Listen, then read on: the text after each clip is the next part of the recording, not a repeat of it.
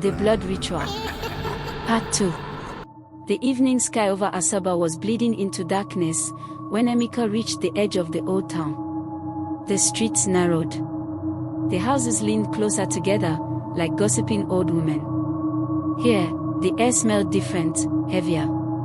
Like dust, sweat, and something else he couldn't name. People said Baba Lawo lived at the end of Omudoga Street, where even the boldest boys refused to walk at night. They said he could call spirits with the flick of his hand. They said he could open doors that were better left shut. Emeka's heart hammered against his ribs. But he didn't turn back. He couldn't. At the last compound, an ancient wooden gate hung loosely on its hinges. Strange markings, drawn in white chalk, crawled across the mud walls.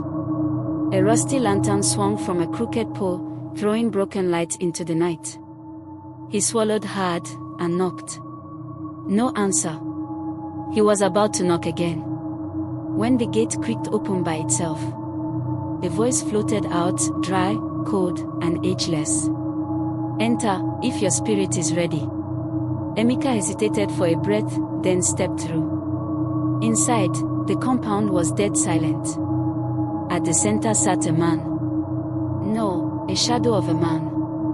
Baba Lawo. His skin was dark and wrinkled like old leather. His eyes hidden behind a curtain of red beads. Around him, candles flickered, casting long, twisted shadows on the ground. A black pot sat in front of him, thick smoke curling into the night air. Without lifting his head, Baba Lawo spoke again. "You seek money. Fast. Heavy. You seek what your hands cannot build." Emeka nodded. His voice failed him. "You are ready to pay?" Baba Lawo asked. Still, Emeka could not speak. He simply nodded again. The old man chuckled. A sound like dry leaves breaking underfoot. "Every blessing," Baba Lawo said slowly, "has a price." He waved a hand over the smoking pot. Images appeared in the smoke. Men in fine suits. Cars flashing under city lights. Wads of cash being thrown into the air. It was everything Emeka ever dreamed of. Everything he thought would heal the shame. But as the smoke twisted, the images darkened. A river of blood gushed through the vision. Faces of the dead floated past, whispering things he couldn't hear. "You must give what is precious," Baba Lawo said. "Blood for blood." Emeka's stomach twisted. What must I do?" he finally managed to whisper. The old man lifted his head. Through the curtain of beads, two glowing eyes stared into him. "Not human. Not earthly.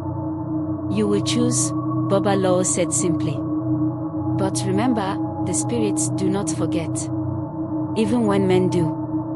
He pressed a small, black feather into Emeka's trembling hand. "Come back when your heart is made of iron." The ground beneath Emeka's feet seemed to tilt. The shadows thickened, whispering his name. By the time he stumbled out of the compound, the stars had disappeared from the sky. The world suddenly felt colder. And somewhere, deep inside, a door had opened. One that could never be closed again. Want to know what happened next? Like, follow and add it to your favorite to be notified.